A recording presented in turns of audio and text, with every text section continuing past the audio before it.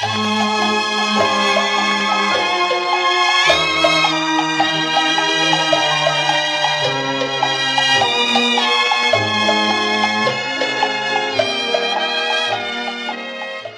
to the Old Time Radio Westerns. I'm your host, Andrew Rhynes, and I'm excited to bring you another episode absolutely free.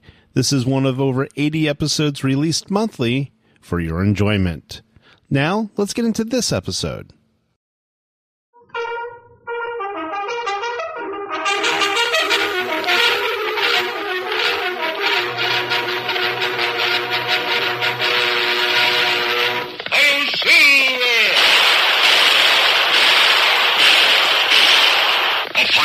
With the speed of light, a cloud of dust, and a hearty hi-yo silver, the Lone Ranger.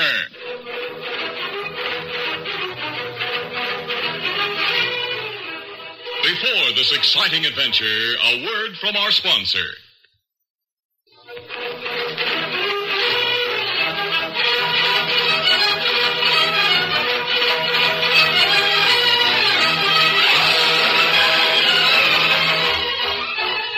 With his faithful Indian companion Tonto, the daring and resourceful masked rider of the plains led the fight for law and order in the early western United States.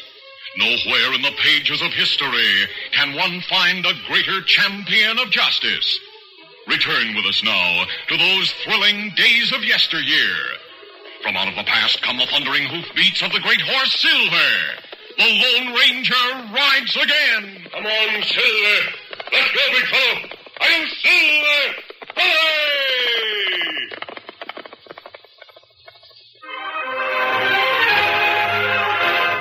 The Lone Ranger and Tonto had heard of smuggling down in the vicinity of Corpus Christi. In spite of the vigilance of the troopers at Fort Merrill above Corpus Christi on the Nueces River, aliens were being brought into the country successfully. We'll reach the outskirts of Corpus Christi by sundown. We not stop at Fort Merrill? No, I decided it's best not to make our presence known for a while. If someone at the fort is working with the smugglers... Oh, he's savvy now. When we make camp, we'll lay out our plan of action. All right, let's hurry. Come on, Silver. Stop.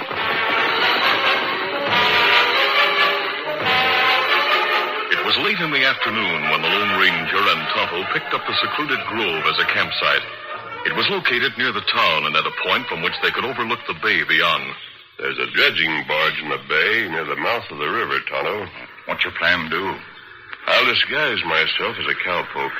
Then we'll ride into town and look around. Let's go. A short time later, the Lone Ranger, disguised as a nondescript cowpoke, left camp with Tonto and headed for town. Easy, Scout. Easy, Scout. Leaving Silver and Scout ground hitched between two buildings where they wouldn't attract notice, the two men entered the cafe. Tonto moved unnoticed to the back of the cafe where he stood watching as the Lone Ranger sauntered to the bar and started a conversation with the barkeep. Say, mister, what's that flat-looking boat out there with the big wooden derrick on it? It's a strange-looking contraption. Hey, it's easy telling you're an inland cowpoke, partner, if you don't know what that is. That's a dredge. Oh, what's it for? Well, it digs mud from the bottom of the bay, and then when the barge is loaded, they move it out close to the reef where they shovel it off. That sure sounds like hard work to me. Must take a lot of men to do the unloading. Yeah, that's right. It does take plenty of men. And it is hard work for anybody who doesn't like handling a shovel. Do the men stay on that barge? Only the crew stay on it at night. The rest of the workers are brought to town in small boats. And then the boats take them out again in the morning. Say, if you want a job, they might take you on, stranger. Well, I do need a job. Well, all you have to do is speak to the foreman. He employs the workers. Look, there's the foreman and the crew now, along with some of the workers. He's the big fellow with the red hair. Name is Hank Selden, in case you're interested. Thanks for the information, mister. Hey, Jim, give everybody refreshments on me. Well, I sure will, Hank. Hey, everybody, Hank's treating again. What are you having, stranger? I'll have coffee, thanks. You better go the limit, mister. Hank's always treating the crowd. And everybody orders what he wants. Sure, why not? You're new in town, aren't you? That's right. He was asking a lot of questions about the barge, Hank. I never saw one like him before. That's so. You must have come from far inland. Yes, I did. He says he might be interested in getting a job. You mean you want to work on the barge? Well, I'd rather look around first and see what jobs are open. Sure. I'm Hank Selden, the foreman. You decide you want work, just look me up. Thanks a lot, Mr. Selden. Enjoy your coffee, stranger. You want anything else, remember it's on me. That night, in the bright moonlight, the Lone Ranger spent considerable time scanning the bay and the shoreline through his strong binoculars. It was about 9 o'clock when he spoke to Tonto, who stood beside him. The men are getting into 2 large rowboats tied to a wharf down there, Tonto. And them foreman and crew may be going back to barge. Yes, I think you're right. I'm barely able to make out 7 men. 4 in one boat and 3 in the other. They're pulling out into the bay now. Am he able to see him now? I want to watch when they come back in the morning, when they take the workers out. Why you want watch boats from barge? Just an idea I have, Tonto. Maybe entirely wrong. Come on, no use watching any longer.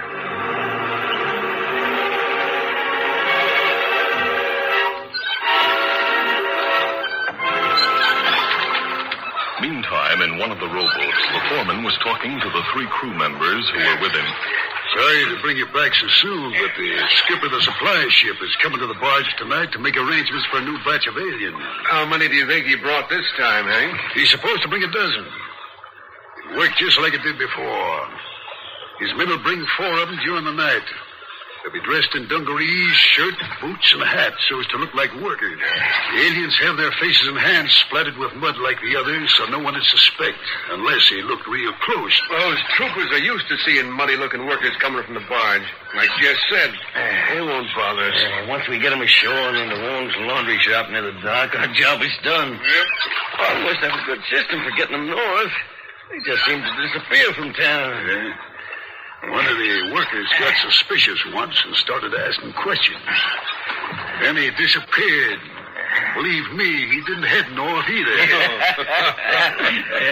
I'll leave those oars, men. All right. I gotta get to the barge to meet Carlos.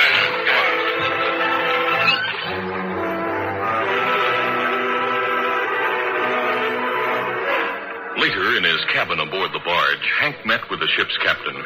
After making their usual arrangements, Carlos asked, So far, no one has been suspicious, eh? Nope.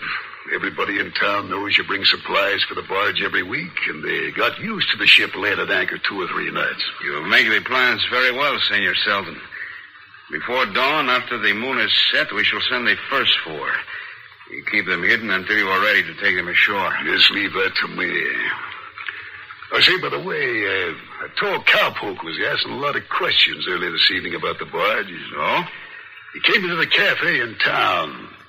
After I talked to him, I watched him close. He left with a tall Indian. With an Indian? Yeah. I followed him outside and watched him ride out of town on a couple of fine-looking horses.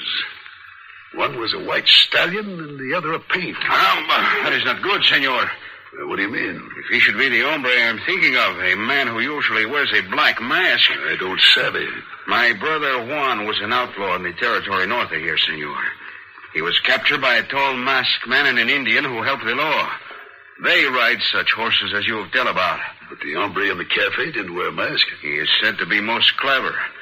When he captured my brother, he made himself to look like a countryman of mine, and he did not wear a mask then either. Holy mackerel. Then that could have been the same hombre in disguise, so nobody would know him, huh? Of course. He said he might be interested in a job on the barge. By thunder, I'm going to keep an eye open for him and talk him into taking a job. Oh, that is a very clever idea, senor. And once he is on the barge, the masked man who is known as the Lone Ranger will disappear forever.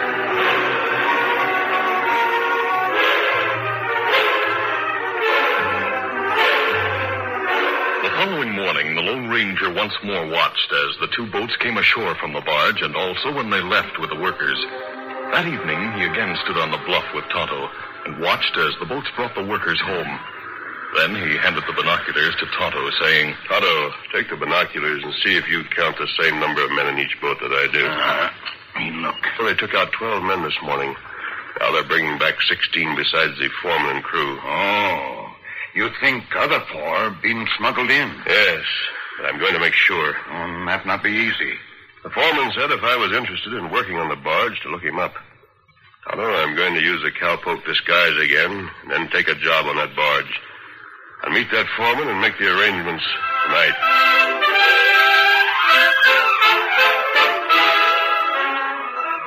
We'll continue our Lone Ranger adventure in just a moment.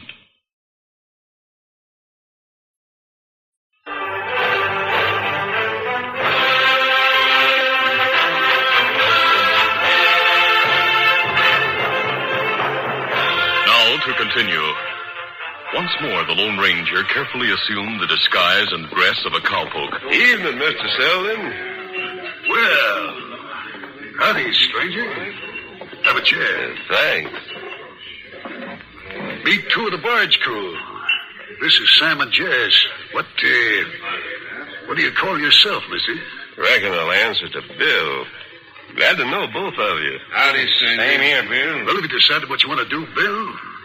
I'll take you on as a barge worker if you want to give it a try. Well, I've thought it over, Mr. Selden, and I figured it might do me good to do a little hard work for a change. So I'll accept the job. How much does it pay? $15 a week. That's not bad for shoveling mud around. Well, be at the dock just below here at 7 in the morning. One of the boats will pick you up with the other workers. I'll bet his friends won't recognize him by the time night comes. I'm plenty sure they won't, yes. He'll be soaked with mud and water. I know what to expect. Well, I'll see you in the morning then. Good night, man. Good night. Later, as the Lone Ranger and Tonto rode back to their camp, the Lone Ranger was saying, If I find out anything important or if anything happens, I'll give you a signal. But how you do that? I'll take a small mirror with me in my pocket. I'll use that to flash a signal. Oh. And then what me do? I'll give you the letter of introduction to the major at Fort Merrill, 3 miles from here. It's the letter the Padre gave me. Oh. Tell the major what I suspect. I'm sure he'll know what action to take. Come on, Silver. Up, Scout.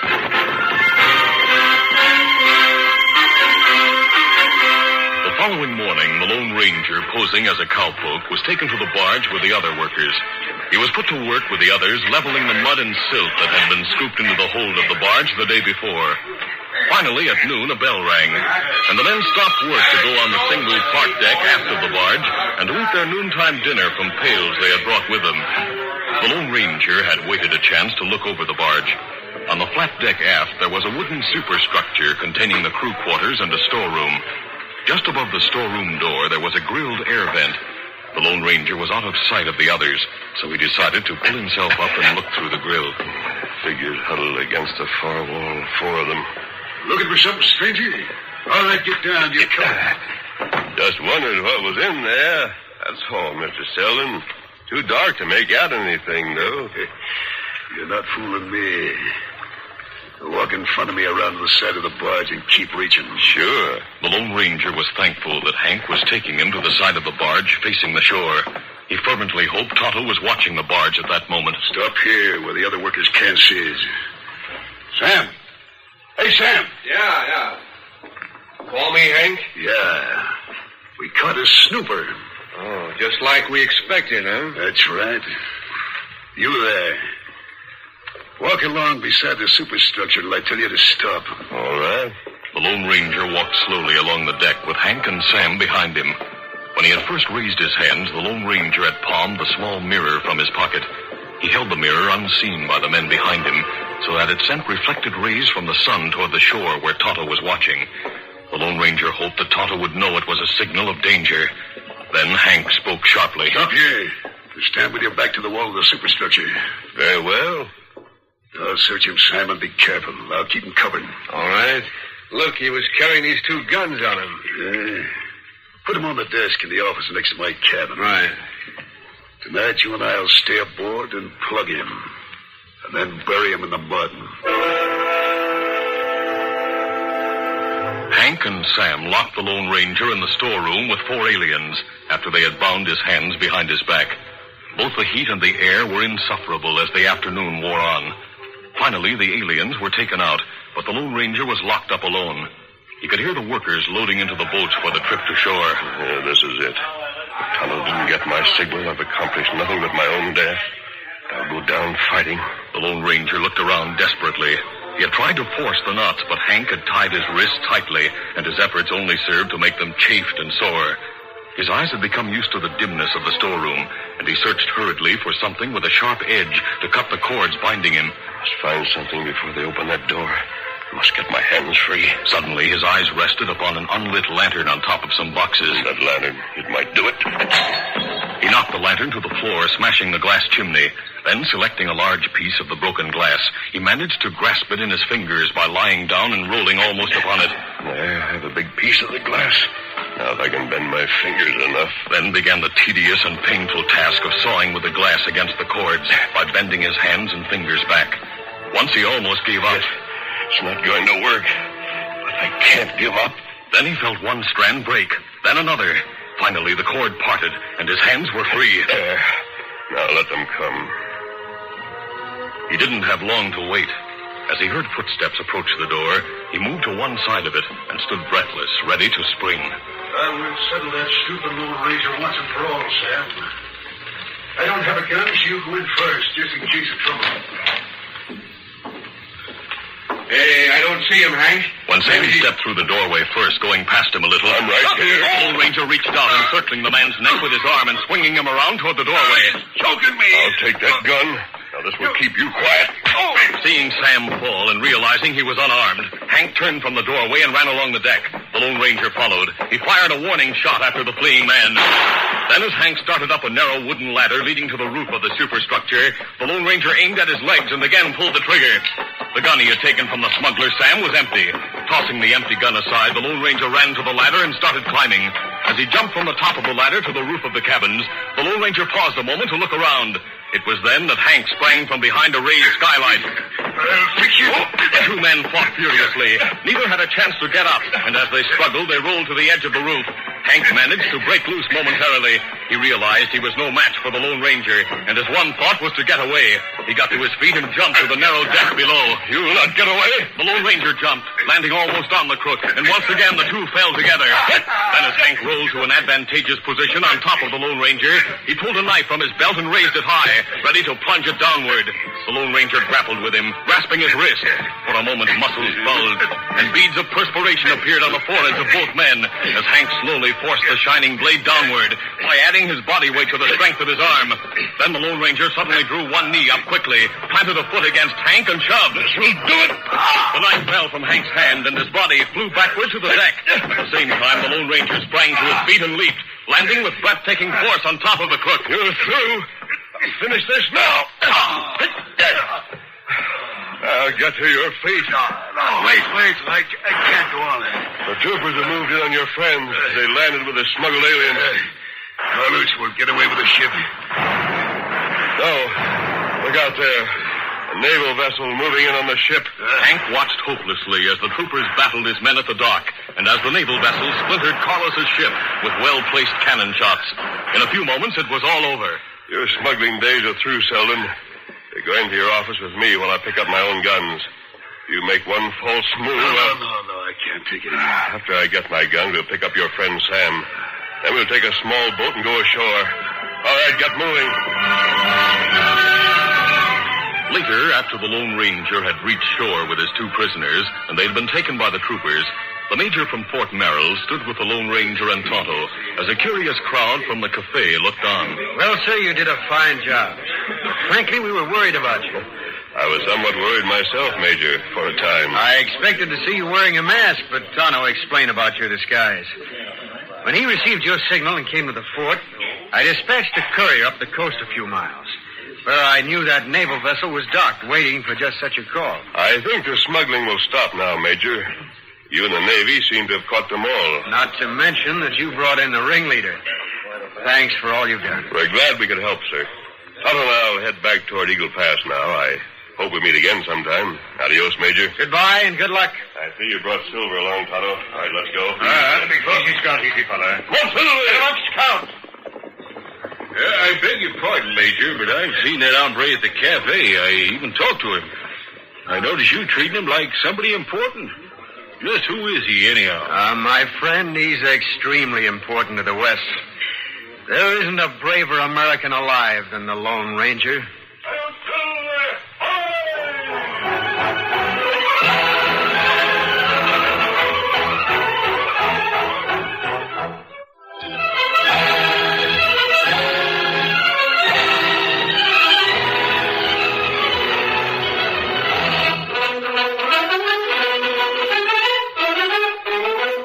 The Lone Ranger, a copyrighted feature of the Lone Ranger Incorporated, is produced by Trendle Campbell Muir Incorporated. The part of the Lone Ranger is played by Brace Beemer. Your announcer, Fred Foy.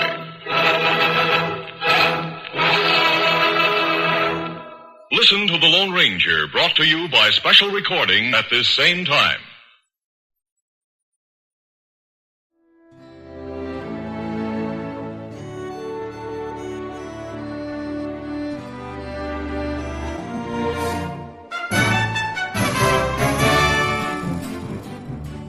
This has been a presentation of OTRWesterns.com, and we hope you enjoyed.